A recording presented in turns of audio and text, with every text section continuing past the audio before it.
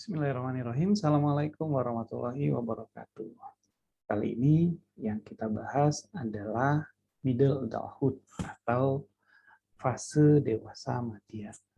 Untuk pertemuan kali ini, yang dibahas dalam middle adulthood atau dewasa madya itu adalah perkembangan fisik dan kognitifnya. Middle adulthood sendiri itu adalah rentang usia antara 40 sampai dengan 60 tahun.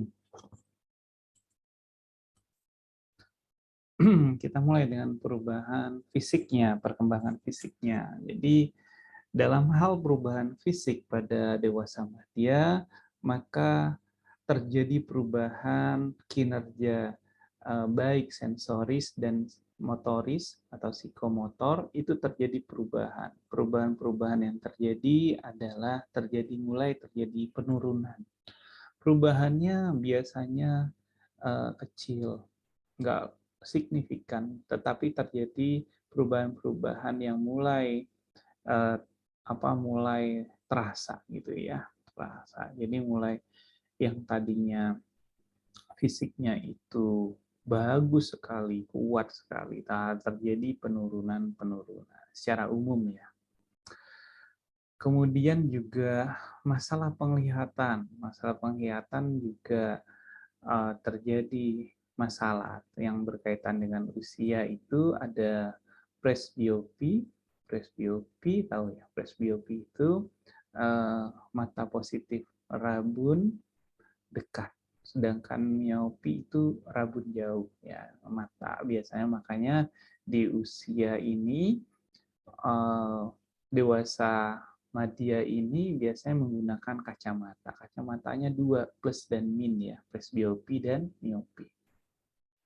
Pendengaran juga walaupun nggak terlalu kentara, tetapi mulai terjadi penurunan dalam hal pendengaran. Begitu juga dengan sensitivitas terhadap rasa dan bau mulai terjadi penurunan. Kekuatan dan koordinasi otot gitu ya menurun secara berlahan. Dalam hal seksualitas dan reproduksi, ada pada wanita dan ada pada pria. Di tabel ini kita bisa lihat ya. Jadi pada wanita perubahan hormonal itu terjadi penurunan estrogen dan progesteron. Sedangkan pria terjadi penurunan testosteron. Simptom pada perempuan, aliran panas, rasa panas, terus terasa keringan, vagina, dan saluran kencingnya. Kalau pria biasanya belum ditentukan. Maksudnya kadang ada yang masih belum tidak merasakan terjadinya penurunan atau simptom-simptom yang terjadi.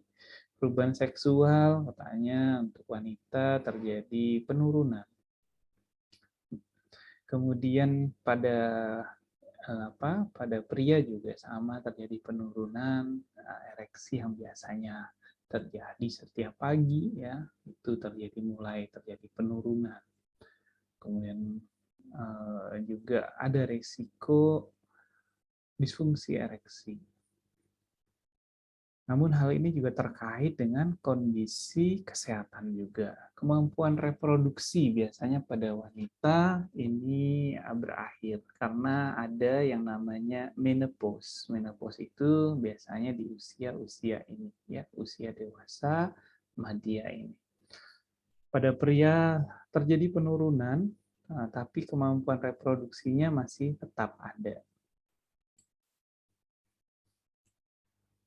Untuk kesehatan ya, ini sangat dipengaruhi oleh gaya hidup yang dilakukan, terutama ketika saat remaja. Jadi faktor resikonya itu seperti merokok, minum minuman keras, alkohol, terus faktor makan dan obesitas itu akan mempengaruhi penyakit-penyakit yang kesehatan atau penyakit yang mungkin nanti akan diderita pada usia ini. Penyakit yang sering muncul pada usia ini adalah jantung koroner, stroke, diabetes, kanker, dan osteoporosis. Nah, ini kalau berdasarkan faktor resikonya, nah berikut bisa dilihat ya. Tapi secara umum seperti itu. Nah, yang pengaruh tidak langsung terhadap kesehatan itu adalah status sosial ekonomi. Jadi status sosial ekonomi itu dia memiliki pengaruh terhadap kesehatan seseorang. Ras dan etnis juga berpengaruh dalam kesehatan seseorang. Juga yang penting juga adalah kondisi emosi, kepribadian, dan stres. Stres ini menjadi faktor juga yang menjadi kesehatan, faktor kesehatan, sehingga sekarang juga kalau kita ke dokter itu seringkali juga dikatakan jangan stres katanya ya. Perkembangan kognitif. Tadi sudah kita bahas tentang perkembangan fisik. Sekarang kita bahas perkembangan kognitif. Gimana perkembangan kognitif pada orang-orang di usia 40 sampai dengan 60 tahun. Nah, dari Kettle dan Horn, mereka menyampaikan suatu teori tentang kecerdasan. Menurut Kettle dan Horn, intelijensi atau kecerdasan itu ada dua. Ada yang disebut dengan fluid intelligence dan ada yang namanya crystallized intelligence. Nah, yang disebut dengan fluid intelligence ini adalah kemampuan untuk memecahkan masalah-masalah baru. Jadi dia tidak membutuhkan pengetahuan sebelumnya dan biasanya menurun sejalan dengan usia. Contohnya seperti membentuk konsep, menarik kesimpulan. Nah, itu adalah fluid intelligence. Sedangkan crystallized intelligence adalah kemampuan mengingat dan menggunakan informasi yang diperoleh selama hidup.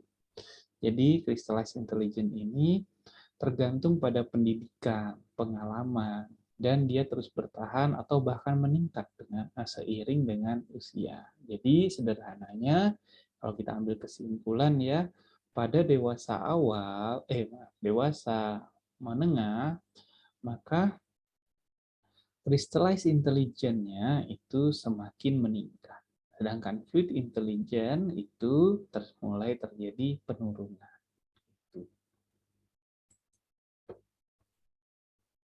Nah, dalam hal kognitif juga, dewasa awal ini biasanya kita berbicara tentang expertise. Jadi bukan cerita lagi tentang kecepatan dalam merespon sesuatu, bereaksi dalam sesuatu, tapi expertise. Jadi keahlian. Ya, mereka lebih memiliki kemampuan untuk memecahkan masalah di bidangnya. Jadi mereka memiliki kekhususan, ya, lebih berpengalaman. Ini efek dari crystallized intelligence, banyaknya pengalaman-pengalaman yang mereka peroleh semasa hidupnya membuat mereka lebih ekspertis di bidang tertentu. Kemudian juga hal yang menjadi kelebihan dari dewasa madya ini adalah kemampuan berpikir integratif atau integratif thought. Mereka lebih matang, bisa mengintegrasikan logika dan emosi, bahkan mengintegrasikan ide-ide yang bertentangan, ide-ide yang berbeda-beda, mengintegrasikan dengan informasi-informasi baru yang diketahuinya sehingga nanti bisa memecahkan suatu masalah itu dengan baik gitu ya. Itu integratif. Nah, seperti itu kira-kira yang bisa saya jelaskan untuk perkembangan dewasa madya, yaitu perkembangan fisik dan kognitif. Jika ada hal-hal yang perlu ditambahkan, ada yang didiskusikan, mari kita bahas di sesi diskusi. Demikian, Assalamualaikum warahmatullahi wabarakatuh.